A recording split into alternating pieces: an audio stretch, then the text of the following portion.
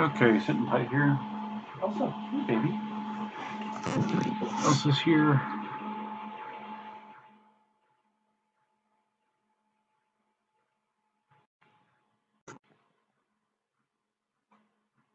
I'm gonna need someone to let me know if they can hear me or not. Nobody's here yet. I'm on my laptop actually. And what you hear in the background is my Ender 2. My Ender 2 is printing away. My most recent project.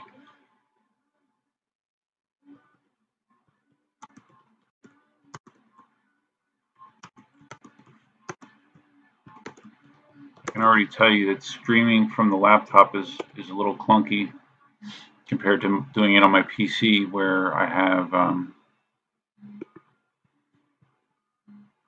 two screens. It's a lot easier to kind of manipulate this, but I'm gonna make it work here. All right, looks like it's somebody in here. Got one in here right now. Okay, let's see.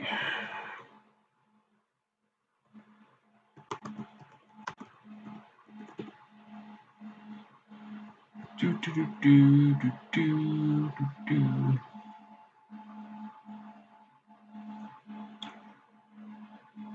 from what I've been seeing, probably this would probably work better if I scheduled these streams instead of just randomly deciding, hey, let's go out and stream. It's probably not the best way to do it. This is annoying that I can't get everything on the screen. Let's see. Not much I can do about it. All right.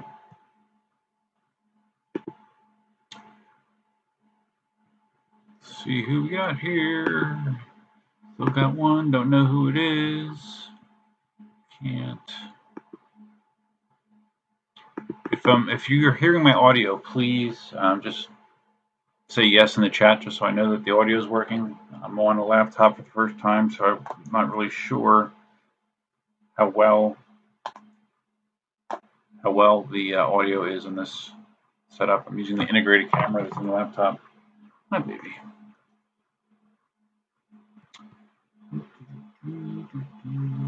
Two now. All right. Can anybody indicate if they can hear me on the audio feed here? That would be very helpful. Yes, Mark can hear me. Okay, good, cool. Thanks, Mark. Like I said, I'm on a ThinkPad yoga in my hobby room, so it's a little different setup than I've used in the past. I'm still using XSplit. As you can see behind me, right there is my my collection of electric unicycles. Hi, baby. Elsa is in here with me, down here, and my 3D printers. Right over there, you have my FlashForge Finder and my Dagam Neva. And on this desk adjacent to me, you have my Creality CR10, and the noise in here is my Creality Ender 2. Just printing away.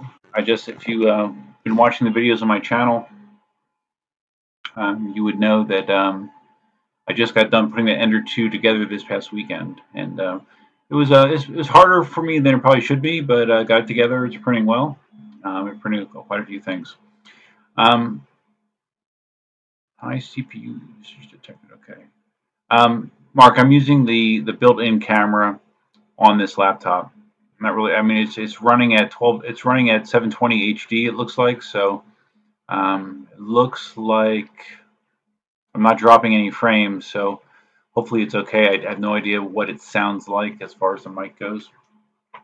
Hopefully it's half decent. I think the camera on my desktop actually is a 720 HD camera as well. So it'll be interesting to compare the quality of the video and audio on this one versus my streaming from my desk, because the camera that I'm using on my desktop is probably, I don't know, 4 or 5 years old at this point, so might be time for an upgrade. We'll see. A little jerky. So Cliff, what the video feed is a little jerky? Because I might know why that is. Yeah. Hold on. Okay, I'm doing something here. Tell me if the feed is less jerky when you see this. Because what I was doing in the background was I was syncing my Dropbox account to this laptop, and I'm doing that over Wi-Fi. And this laptop is connected via Wi-Fi. That's another difference between my desktop and my laptop. My laptop is streaming over Wi-Fi versus hardwired, so that's always a challenge as well. So, but I just stopped the sync, so maybe it's a little better now. I don't know. You guys let me know. Okay, Cliff. So is it any better now, Cliff? Like I said, I just stopped the sync.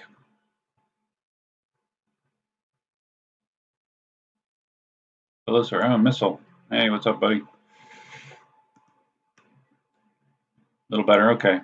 All right. We'll roll with this and see how it is. Like I said, I'm using the integrated camera and speaker on this laptop, which I expected to be half decent, but maybe it's not as good. Um, and I always could hook up that camera that I have on the desktop onto this one, but I want to see how this goes as is. So I guess it's not horrible, just not great. So what's new, Missile? Well, I'm in the hobby room, which I've never been in before for a stream. I am on my laptop that I use for work, and this is where everything hobby-wise that I do occurs. This is where my electric unicycles are stored. This is where my 3D printers live. So yeah, this is an important room. Okay, just hold on a second. I'm trying to adjust this in a way that I can see the chat while seeing myself. If you're streaming and you're watching the video feed on the YouTube window, it's it screws you up because it's on a delay. So I need to have the XSplit live video in my face, otherwise it kind of screws me up. Okay. All right, Cliff. I'm glad the video is a little bit better now. Like I said, I'll compare this once it gets archived and see. It's funny. My last live stream that I did with Cindy, I got a notice from YouTube that it was not suitable for monetization. And any of you that are YouTube creators might be familiar with that situation. YouTube implemented some bots I don't know, 6 months ago or whatever, that basically their job is to go through YouTube and identify potentially offensive content.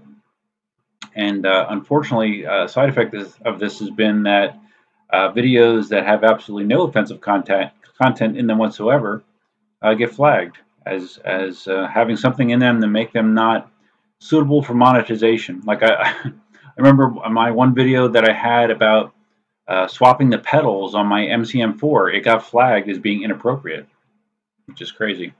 The good news is normally when that happens, there's a little link you can hit next to the video where you just request a manual review where a human will actually look at the video instead of just a bot. And in every situation that has happened, I've had those bans overturned, and I submitted a manual review for the live stream with Cindy, and hopefully that gets overturned as well. So we'll see. Mark, I have lots of toys. Yes, I have a lot of toys. I'm a network administrator. I've been a network administrator for I don't know 20 years, something like that. I work for a local county agency, and it's not a huge organization, probably about 150 users. But yeah, I've been the network administrator there since 2000. So yes, Miss Law, I use XSplit.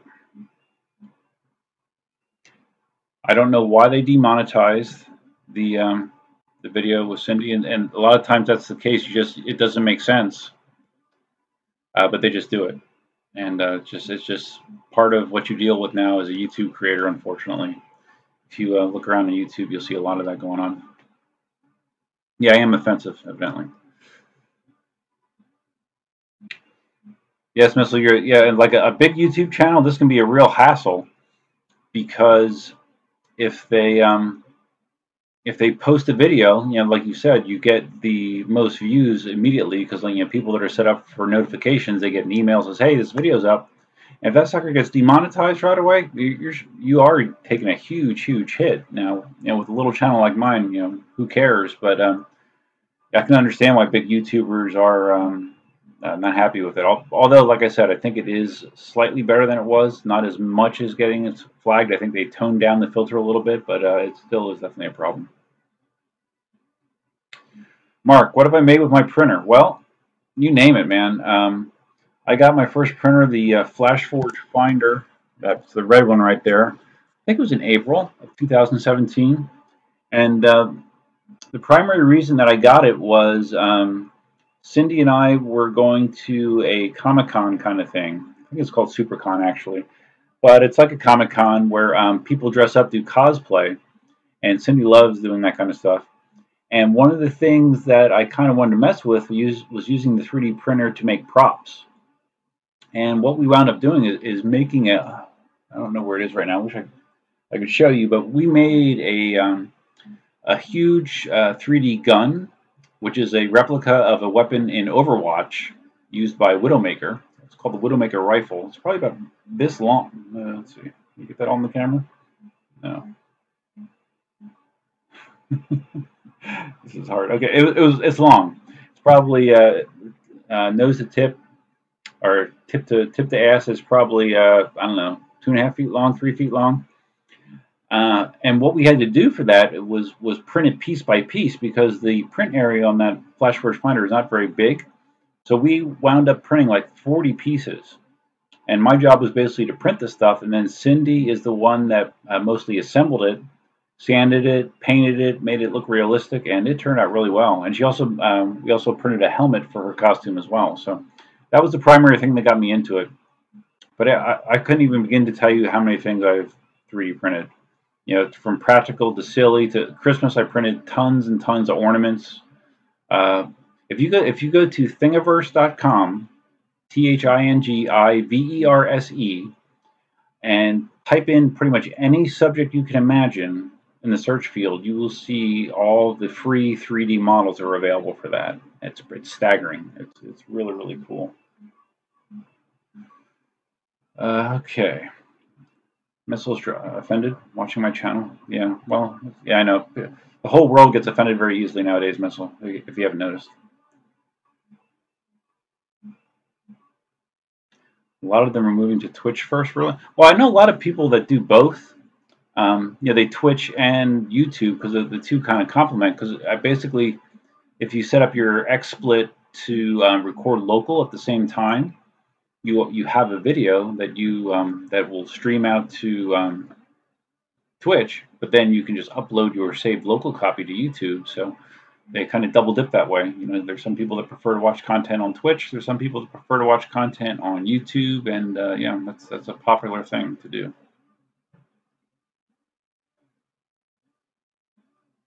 Which video do you remember? The 3D printing one? Well, yeah, Cliff, you would probably spend a decent amount of money if you got a 3D printer, but I'm telling you, it's a really fun hobby. I don't know, you EUC guys probably know Steven Sessler. He's super sport on the EUC forums. He got a 3D printer, a CR10 actually, a few months ago, and he's gone hog wild making stuff. And I knew he would do well at it because he's very creative and has good fabrication ability and that kind of stuff. But yeah, he got a 3D printer and he loves it. And he's doing a lot more just designing. I do very little designing in Fusion 360, where you make your own designs from scratch and print them. But Steven's done a lot of that, so he's really been doing good. Is it pretty easy to do, the printing, Mark asked. The answer to that is it depends, mostly on the printer that you get. The CR10, like if your first printer was a CR10, I think you're going to have a steep learning curve. The FlashForge Finder that I got, challenging. The FlashForge Finder that I got is suited more towards new people. And also the Dagam and Neva next to it is definitely suited towards new people.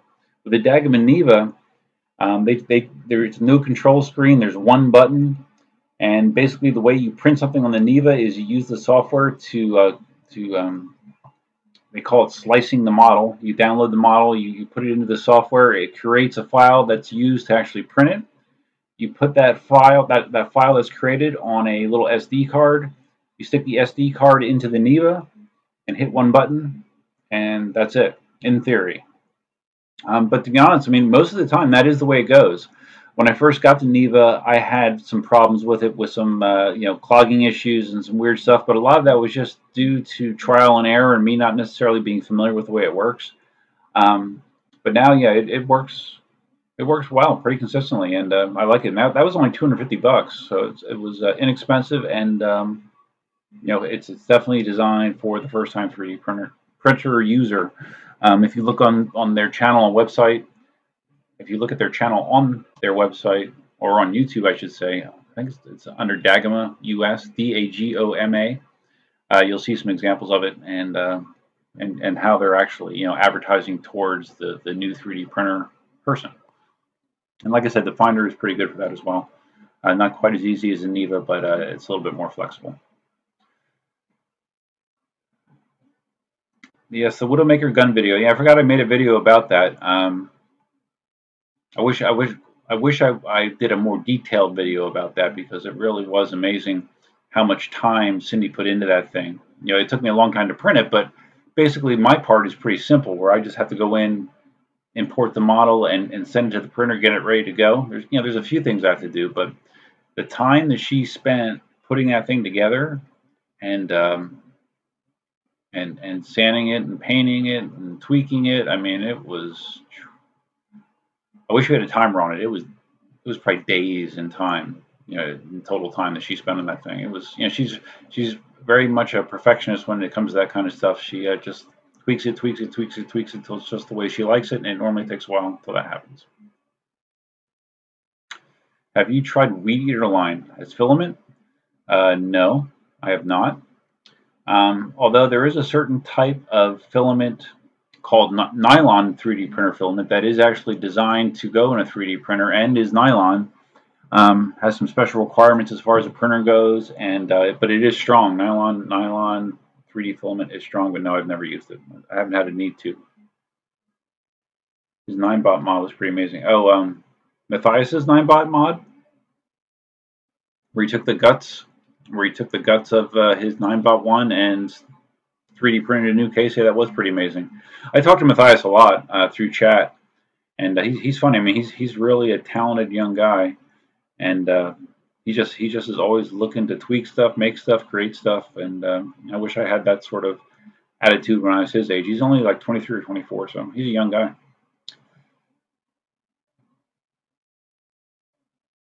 Oh, Super Sports 9-bot mod. I'm sorry, I thought you were talking about Matthias. Well, yeah, on his 9-bot, he had it all painted and lit up, and yeah, you're right. He did have a crazy looking 9-bot one as well. You have videos of the printing process on your channel. I'm subscribed to.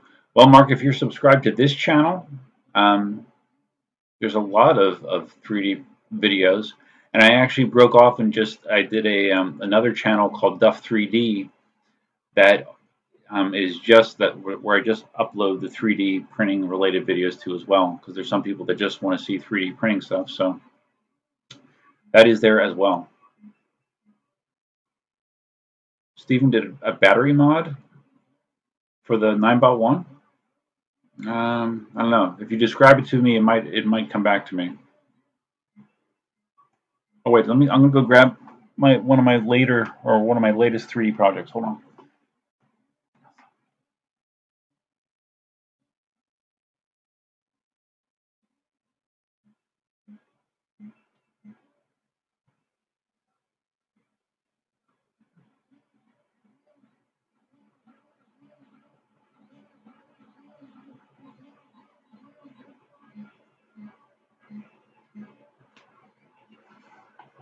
Over the weekend, I just got done printing this. This is just it's a 3D printed knife that is done in two halves, and something that I can use for like opening boxes. Obviously it's not going to be super sharp, but it is good for basic stuff. And again, just another example of the crazy amount of things that you can do with 3D printer. You name it, you can do it. Quick change for his battery for lower rides. Yeah, I kind of remember that. I kind of remember Steven doing that, but okay, my print just finished. But he's all about his M Super now, and he did like gold leaf on his M Super. I mean, he's very creative in that. Yeah, it does look like a fish scaler sort of, and Cindy said it kind of reminds her of a lettuce knife as well. So I don't know. I haven't tried it on any lettuce yet, but it might work. Also, I wanted to mention this.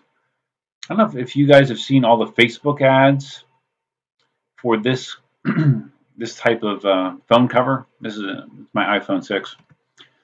I don't know the proper way to pronounce it. It's spelled MOUS, I believe, and they had a big Facebook campaign for these phone covers. And what attracted me to them was, first of all, I like the various materials that are used. This is actually supposedly real wood, but they have wood, marble, all these like natural surface appearance options with this.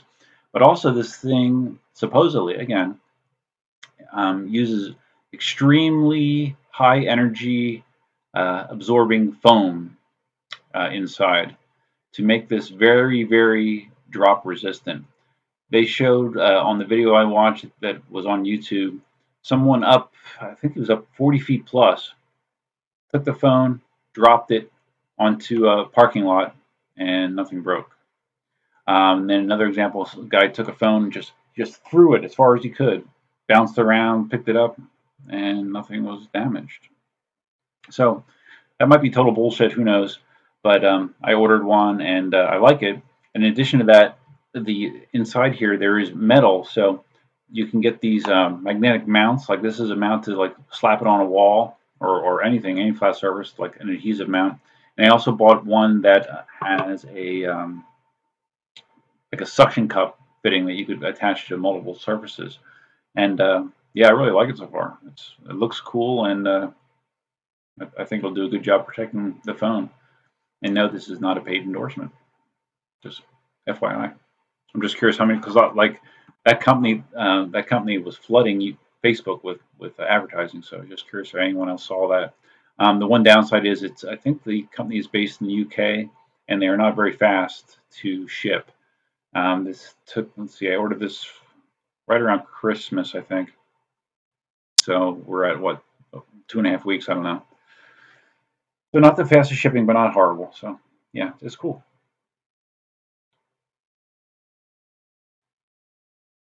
You gotta head back to work. All right, Missile. Thanks for stopping in.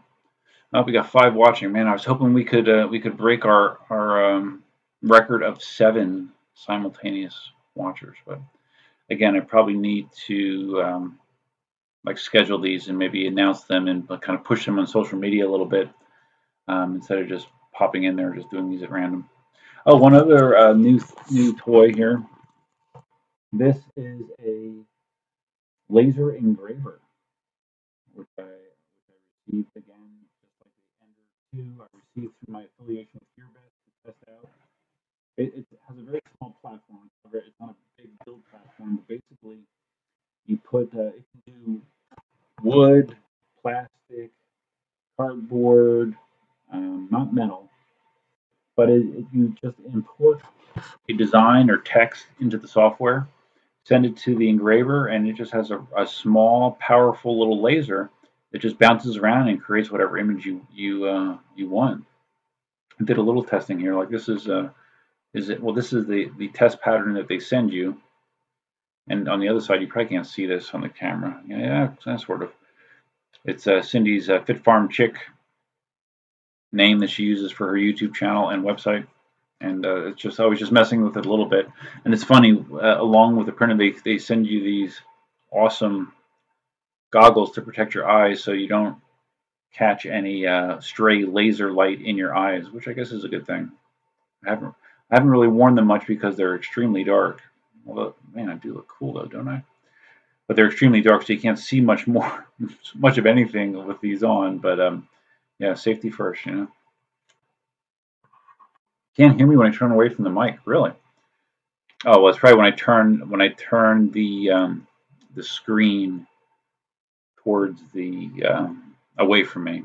So yeah, I'll probably in future streams, if I do more streams from the hobby room here, I will probably at a minimum I'll bring in my other camera, my USB camera, and maybe hook that one up. Oh, it's Marty. Hey, I thought you were doing live broadcast on Wednesday at 6. Just happened to be here. Yeah, yeah, Marty. I was just talking about that. I don't know how long you've been in here, but I was talking about that. How just doing unannounced live streams isn't the best way to promote participation. I definitely agree. But this was actually just kind of a test when I was on my way home. I'm like, I wonder if I can stream from the hobby room because I'm not going to bring my PC and dual monitor setup in here, but I do have a decently powerful laptop that I wanted to see if it would work in here, and it looks like it does. But I think I'd be better served using the USB webcam that I have on my PC, or maybe get a newer, more modern webcam, possibly. I don't know. We'll see. So, Marty, did you buy any more wheels today? I'm trying to think. What? Okay, you have the ACM2 that's coming sometime soon. I don't know when, but there's no other wheel purchases on the horizon. I hope. Well, no, I don't hope. You can buy as many as you want. I'm just not going to try to keep up with you.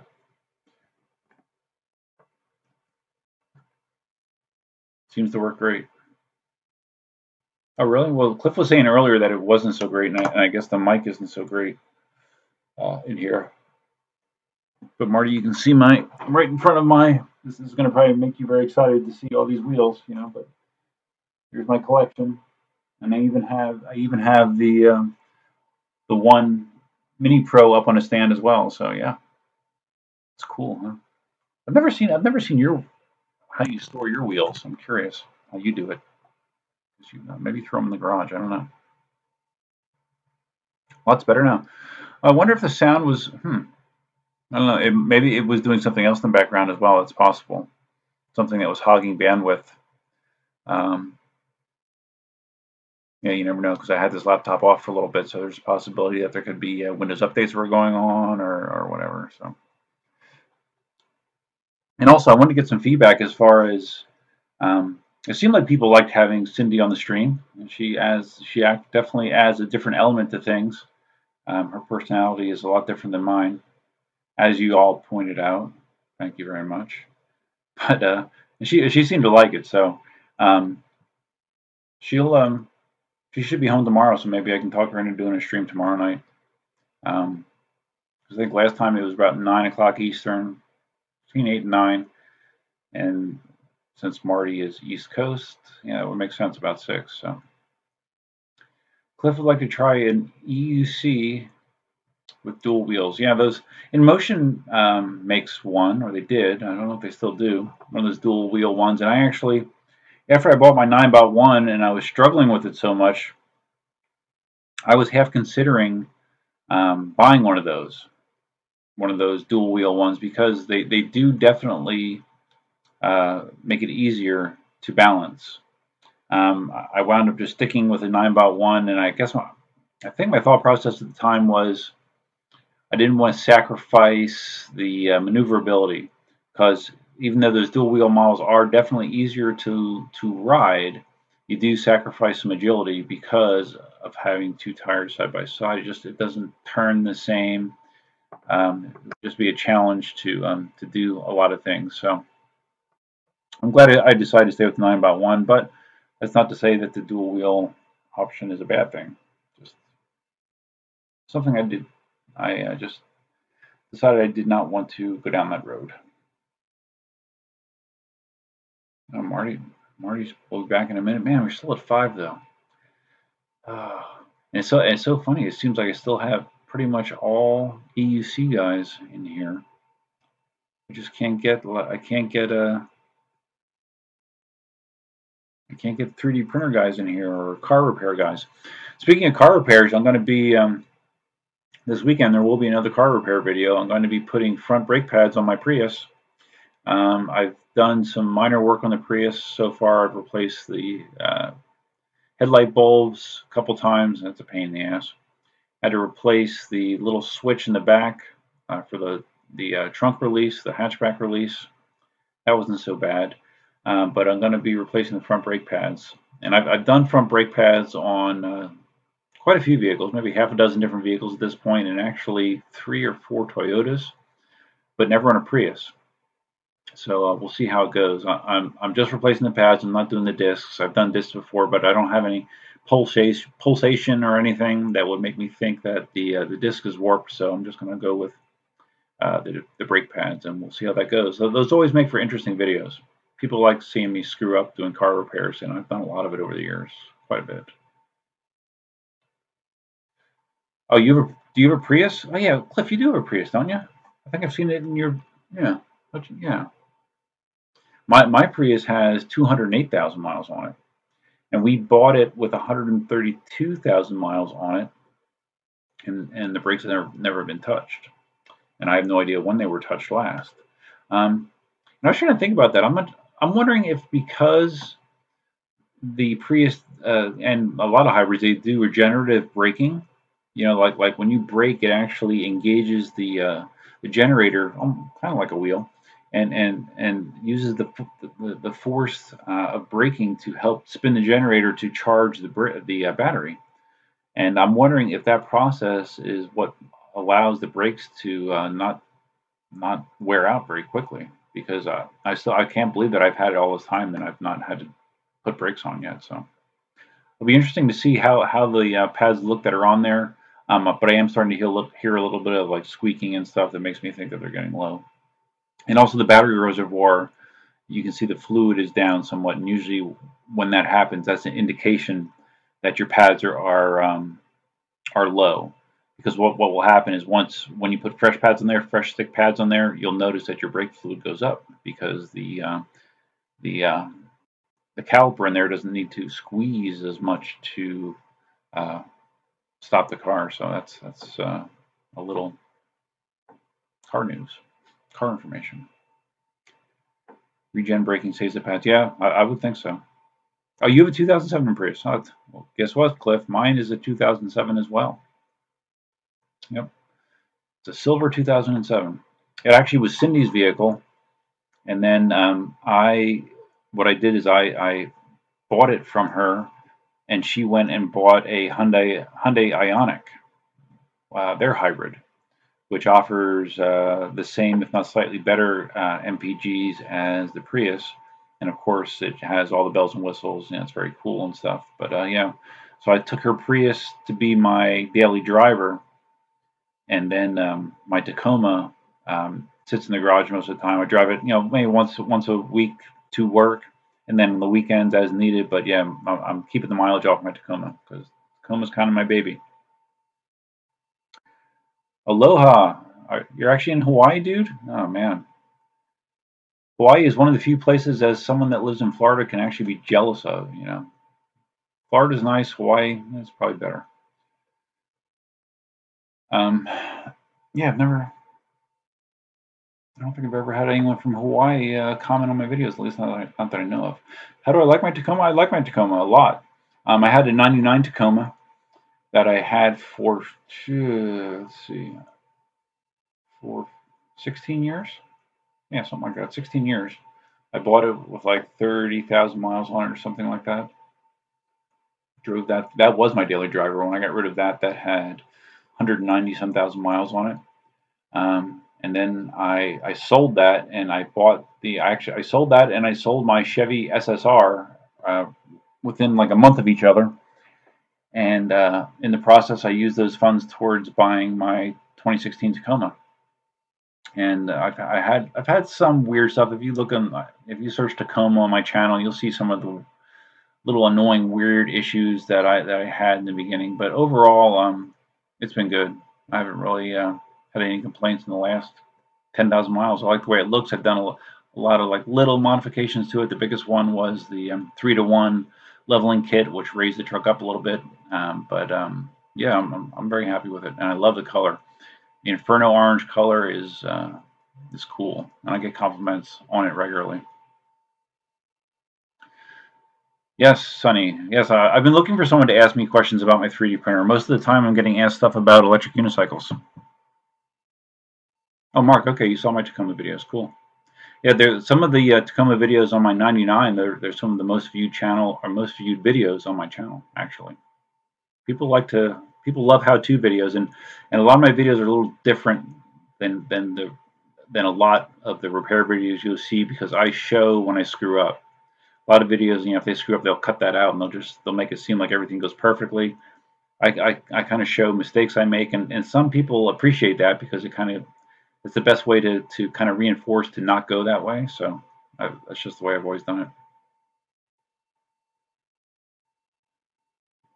I don't know much about them, but you would like. Okay, Sonny wants to know how much supplies cost for. Well, oh, how long the consumables last you? Well, as is often the case with a lot of things, the answer is that depends. Depends on what you're printing. With 3D models, there's countless settings that can affect how much filament you use. Of course, the size of the thing that you're printing, the amount of infill that you're using with a print, which basically means how dense the inside of a model is. Usually that's a percentage number. A typical infill percentage for a lot of prints is 15%. But like if you want something to be really strong, you might do 100% infill, and that makes the model solid plastic, which is very strong, but it also uses a lot of plastic and takes a long time to print.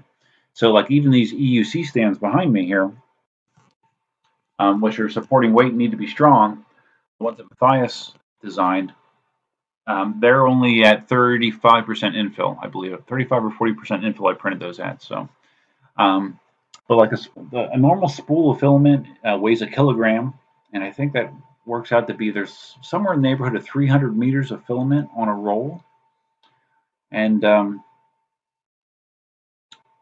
again, there's no hard and fast rule on how long that lasts. It all depends what you print. But for average printing, it lasts a while. I mean, I've done like 2 or 3 day-long prints on a single roll of filament. And filament's not that expensive. The stuff I get is usually in the $20 to $25 range per roll. So it's not dirt cheap, but it's not that expensive. So, but I've spent a lot on 3D printing, but it's not because I've had to. It's because I wanted to. Like I wanted to add different mods to a printer or conveniences, or I wanted to have a bunch of different colors in filament, which you don't. I mean, it's nice to have it. You don't have to have it, but yeah, I've spent a lot, but you don't have to spend a fortune, and it's far less than you used to have to spend. I mean, the cost of printers has gone down dramatically. Like that Ender 2 that I just put together, the video from this past weekend, that's something like $159 for that kit, and it's a nice little printer. The only drawback to it is that the build size, which is the build plate, you can only do something that's about 15 centimeters by 15 centimeters square and 20 centimeters tall. So you can't do huge things on it, but it works for a lot of stuff, and it prints quite well. For the money, it's a great deal. Oh, Mark, you have a 2016 as well. Okay, 2016 Tacoma. Which model do you have? Mine's a TRD Sport, 2-wheel drive, access cab, 6-foot bed.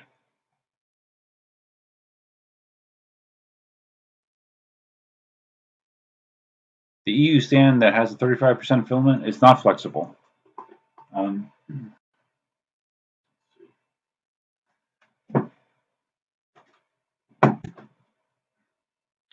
This is stiff. I mean, there's no bend to it. This is a solid piece of plastic.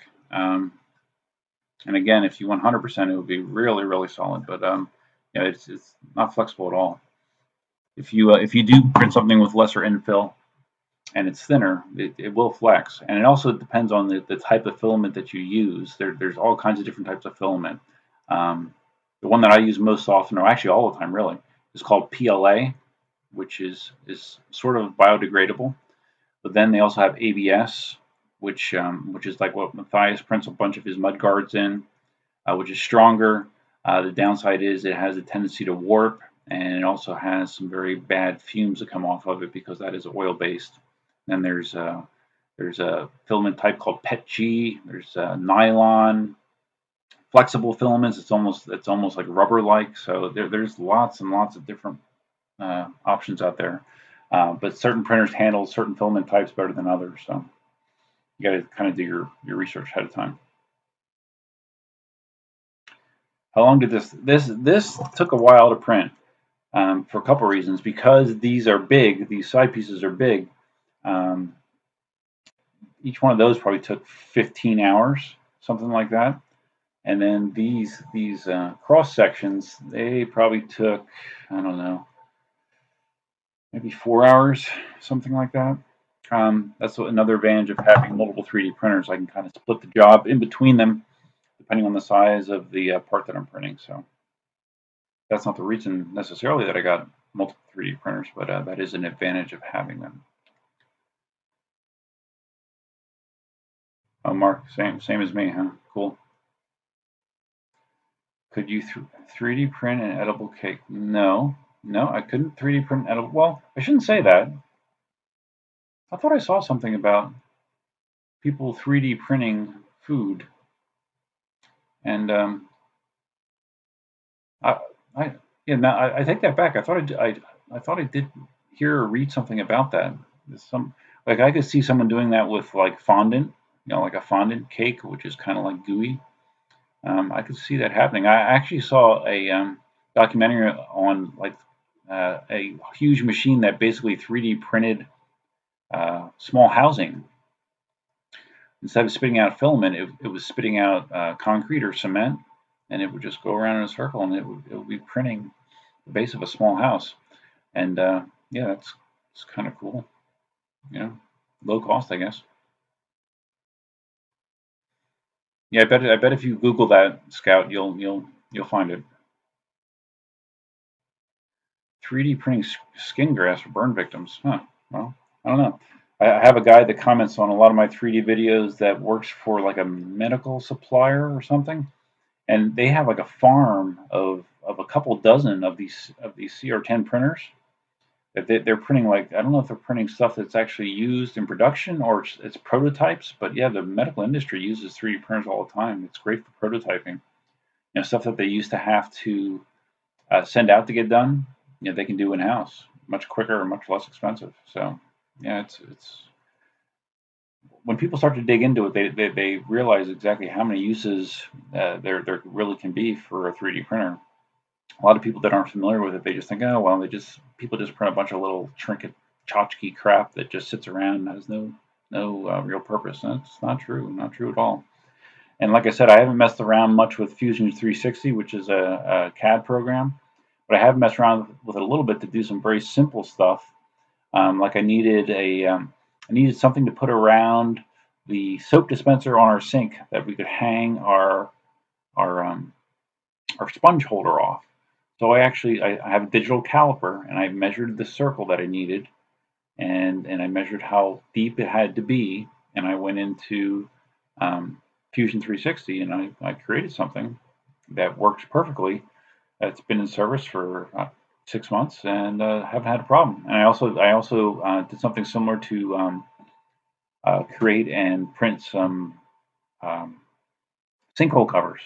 Same thing, just measured the size and sketched something up quickly, and yeah, again, it worked great. So, and if I really should take the time to get better at Fusion 360 because that's what Matthias uses to do all of his stuff, and you've seen what you can do. It's not a very intuitive program, unfortunately. You have to really, really spend the time to really get familiar with how things work. But once you get it, it's like anything else. The more you practice, the better you'll get. I just need to invest that time, which I haven't done. I saw that the Chinese 3D printed housing. Yeah, Scott, that's probably that might be the same thing I saw as well about the 3D printed housing using cement. I wonder if University of South Florida has a big 3D printer that they let you play with. Oh, I don't know. I don't need to play with the big 3D printer. This is these small ones are good enough for me. It keeps me entertained, believe me. Wow, 7:14 and Cindy's not back here yet. She should be here soon. She's teaching class tonight, so when she gets home, I'll have her pop in. She always likes to say hi. Oh, we're up to 6. Oh man, we're 6 simultaneous viewers. Oh, just need 2 more for a new best. Gotta go. Okay, all right. 8:08. Thanks for stopping by. I appreciate it. And we might be streaming tomorrow. It's possible. Keep your notifications open. So I'm curious, how do you guys find out about the stream? Do you get emailed, or are you just on the YouTube site and a notification pops up that says, "Hey, Duff is streaming right now"? Another dropout. Um, because I'm curious how that works. Like if you only are getting notification if you sign up for notifications in the channel, or if it just pushes it out regardless. Because I haven't researched that, and I'm curious how you guys find out about it. Pops up on my phone. Okay, so you have the YouTube app on your phone. Okay, so that's sort of like if you were signed on to YouTube. Okay, so Mark, were you actually in YouTube when it popped? Did you have YouTube up on your browser?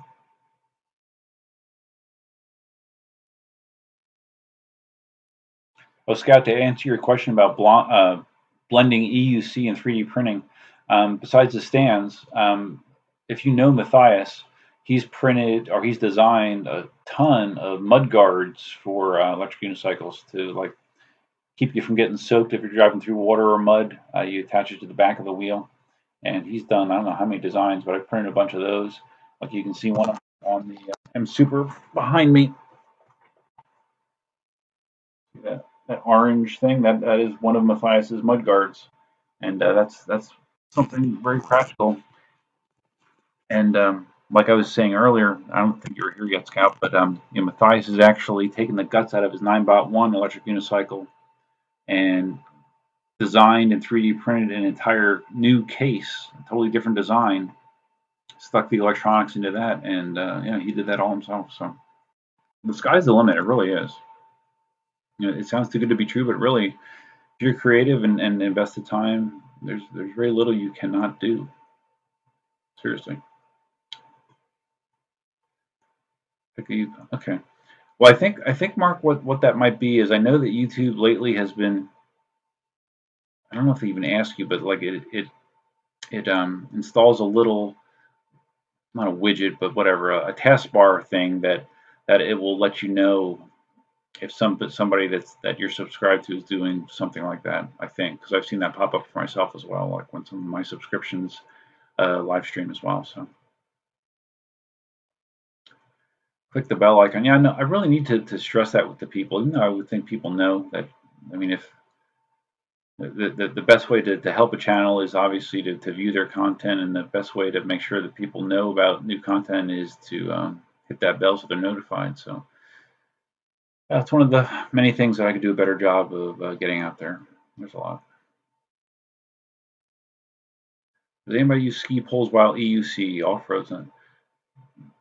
I've heard of people using ski poles to learn to ride an electric unicycle, and I guess it would be helpful. I've also heard of people like using a shopping cart to learn.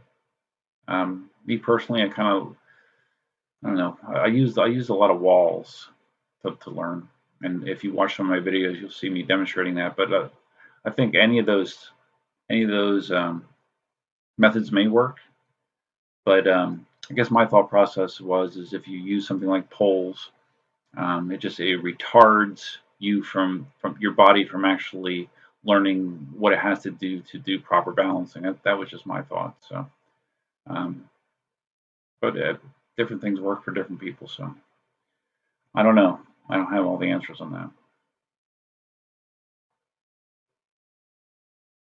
And pick it up. I see that's hard.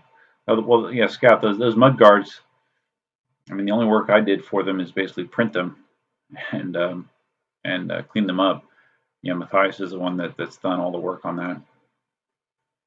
I'd like to take credit, but nope, that's all him. Oh, Cliff, yeah, you told me about the hallway thing. Yeah, how you learned in the hallway. Yeah, I guess that would work as well. I remember when I got my 9-bot 1, first thing I did was inside. I was on it and I was like using the counter as a support, and then it would go from the counter to the fridge. You know, just basically grabbing onto things. And then once I could do that a couple times, I'm like, oh, okay, well, see, it's not so hard. And I went outside and it just crashed and burned. Man, it was bad. Um, but by the end of my first outdoor session, I did. I think my best ride was maybe 20 feet. I was launching myself from the front door into the grassy yard to minimize damage to both myself and the wheel. And I think I might have gotten up to 20 feet in my first day, but it was crazy. I was on the edge of disaster the entire time. Next oil crisis, EUC will take off for the public. Well, I think more what's going to happen is electric cars are going to become, instead of a niche product, a mainstream thing. And if you do some reading, you'll see more and more car manufacturers seeing the writing on the wall, and they're going that way. It's coming. It's going to be an electric car world. So, oh, Elsa's barking. I think Cindy's home. Yeah, Cliff, you're going postal, right? I believe Cliff is going postal. Elsa. Um, yeah, Cliff. As far as the mounting and dismounting gracefully, both Marty and I can attest because we both kind of did the hi baby. We both kind of did the hop on hop off technique at first when we learned, and basically it's easier to show you. It's okay, honey. It's okay. To show you how I do it, but basically to explain it is say this is the wheel. This is your leg next to the wheel. I basically lean my leg. I make sure that knee is pushed in as far as it can go, and that gives me a sturdy support for me to support my body weight, and I'm able to bring up that foot that's on the ground slowly. Once I did that, it took me forever for that to click in my head, but that is the way that you do it. Like if you watch anybody that has that technique down, you'll notice that's what they're doing. They're pushing that leg into the wheel to strengthen their support position so they can get the other foot off. So it takes practice, but once you get it, you'll be like, oh, why was this so hard? Because that's the way I was. Hi, baby. It's okay. Yeah, mommy's home. Marty, you ever use ski poles on the trails? Oh yeah, no. Yeah, I would not want. Cindy. No, it sounds like Cindy's on the phone. Are you on the phone? Hello? Say hi. I'm streaming. I'm streaming. Say hello. Hi.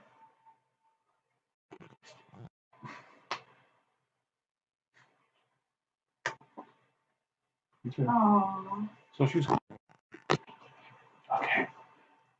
Cindy's gonna make me dinner. Yeah, I'm getting hungry. I did that. I got Dunkin' Donuts on the way home. Coffee. I'll do that sometimes. Like nights that she works late, I'll grab Dunkin' Donuts to kind of kill my appetite for a little while. But it's wearing off. So. The lag on the chat is horrible. Oh, you mean the lag, like when compared to when I'm speaking about something versus when I see it in the chat? Because if that's the case, I might not necessarily see the chat right away. You want to see some EUC? Scouts Honor says he wants to see some EUC sport events with EUC. Well, go to China or in Asia, basically. I've seen competitions where people are doing like crazy stuff on their EUCs. One wheel, 1 foot backwards, crazy balancing stuff, jumping crap. Yeah, It does exist, sort of, but not in the United States as far as I've seen. Yeah, I've seen some guys doing EUCs in a skate park. I'm surprised that Marty hasn't done that yet, because I'm sure there's a lot of skate parks around where he lives. Um, and actually, there is a skate park around me as well, but I always thought that I don't know, it would be frowned upon to take my EUC there because it's actually inside of a fenced area and stuff. So I don't know, and it's filled with people that are generally, 30 to 40 years younger than me. So I don't know, felt a little weird about it. Okay, all right, Marty, we're gonna do this test, but I know there is a delay, obviously, but okay.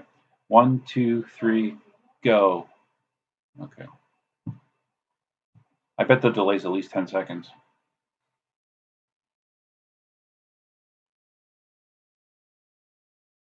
Go riding. Okay, go riding.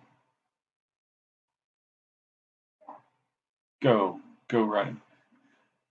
And I guess they do that to ensure smooth streaming in case there's a problem with bandwidth. Um, it doesn't pause the stream, but yeah, there's a delay, but I'm not really sure how much it is and how much it's affected by the bandwidth. I don't know. 15 seconds. Yeah, I was going to say 10 to 15 seconds probably would be my guess. I don't know, Marty, were you here when I talked about this? My new iPhone 6 case? It's cool. Although that's right, you're an Android guy. You're a Samsung guy, I think. I think. Because I know you have the Pebble watch, so I assume you have a Android device. But I think they do make these for Android as well. I'm sure they do. An a Moose MOUS phone case. I like it. Highly recommended. Not cheap though. I think it was like 50 or 60 bucks for everything. I am also Android, yeah. Yep, I've had an iPhone since I don't know, iPhone 3.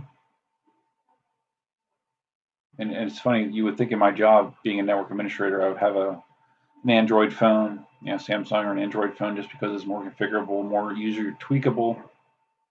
Um, but I don't. I mean, iPhone works for me. I'm not the kind of person that's like married to their phone, and the iPhone works for me. Does what I need. It's an iPhone 6, so it's nowhere near the cutting edge, but it works for me. So, and I did just change the battery. If you guys saw that video, how that went, yeah, that was fun. Man, I'll tell you that those screws in an iPhone, they're just ridiculously small, man. Ridiculous, microscopic. I mean, my eyes were crossing trying to do that, but I did get it to work eventually. But it was a struggle. You don't use a case at all on your phone, Marty? Really? Oh wow. I know some people don't like to use a case because they're particular about the color of their phone, and they're like, well, if I put it in a case, then I can't see the color, which I can understand. But I also have seen like iPhone case or phone cases that are clear, so you can see the color if that floats your boat. But I'm surprised you wouldn't want to cover it. Is there a reason? You just like it to feel thin in your pocket, or I've never broken a phone. Knock on wood. Now, of course, I'll break this one, but I've never broken a phone, so I don't know. I just always felt better protecting my investment. I guess I don't know.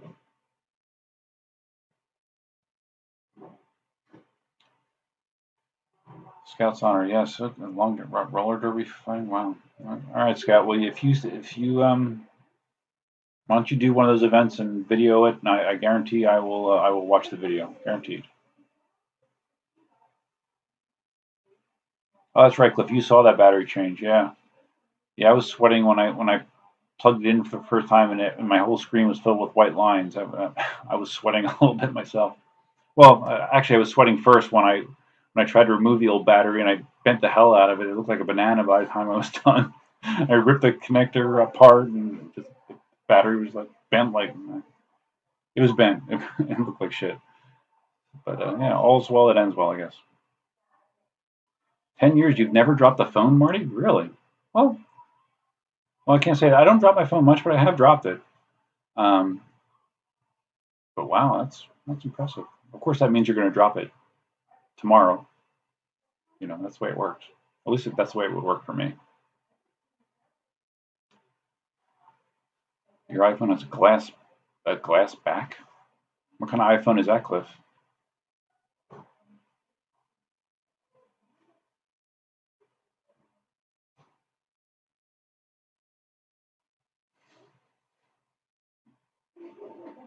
No, I'm hoping you don't break your phone, Marty, but that's the way these things work.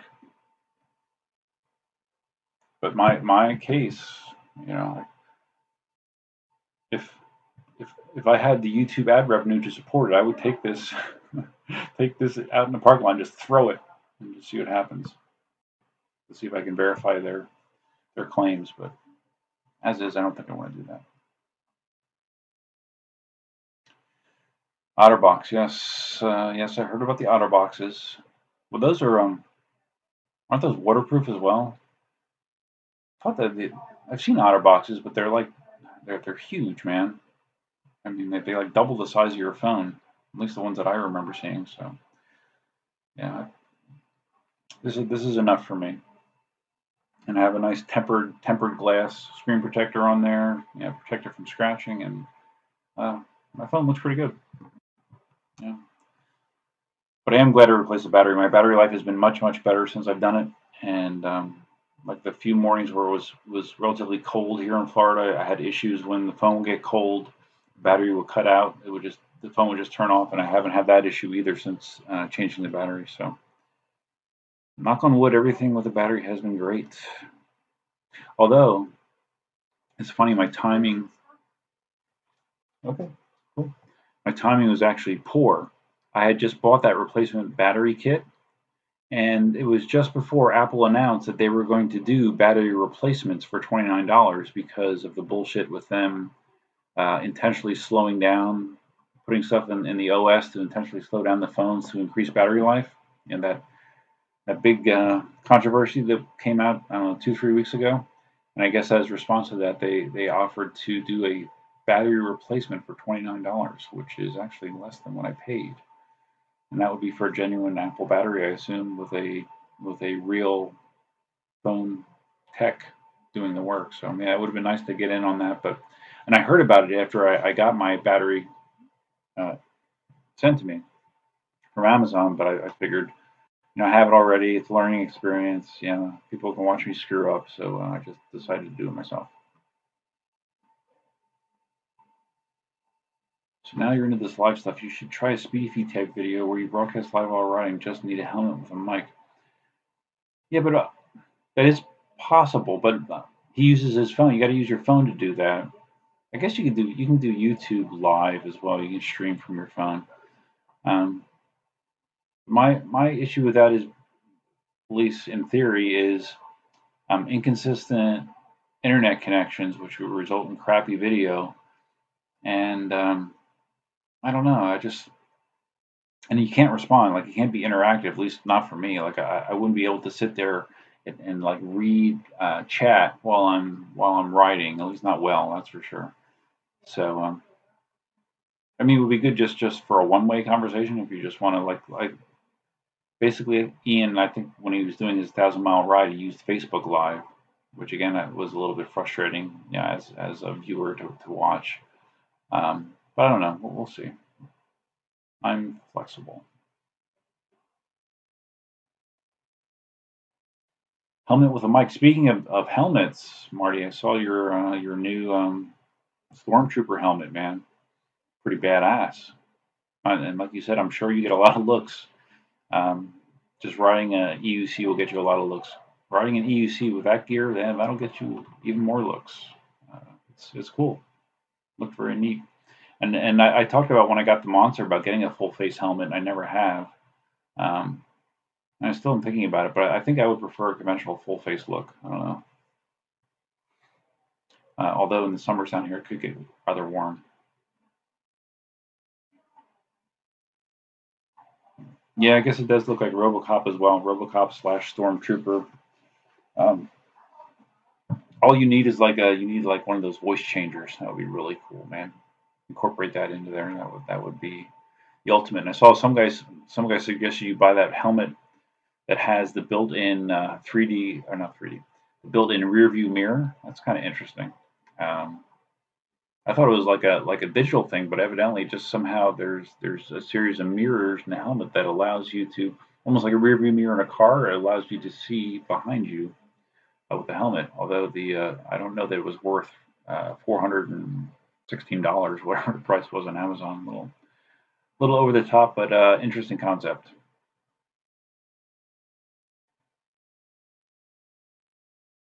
Yeah, I would imagine it would be hot in Southern California as well.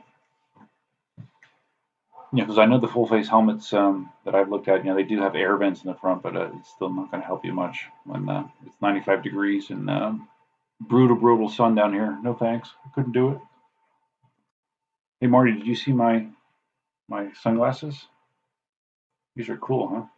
These these came with my laser engraver. They're actually glasses designed to protect you from stray laser beams, but I think they just look cool.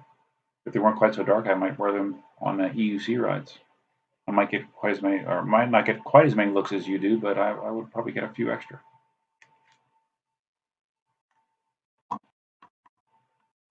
Oh man, an hour stream. Oh, we're at an hour and 5 minutes, and I'm getting hungry, and I got to do something with my 3D printer to start the next project. So I think I'm going to head out.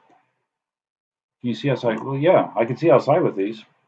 Probably I could look directly at the sun and it wouldn't hurt. These would probably make good eclipse glasses. They're really dark. Um, I mean, really, they actually kind of look like old people glasses. The kind that go over existing glasses that you see old people wear. That's sort of what they remind me of. But I don't know. I think it's a good look. When it comes to sunglasses, bigger is better as far as I'm concerned. All right. So, anyways, guys, I think I'm going to sign off, and I may set up a stream tomorrow night with Cindy, see if she's into it or not, and I'll see you guys then. I appreciate you stopping by.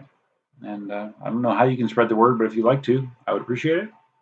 And hope you have a good Tuesday night. Talk to you all later. Bye.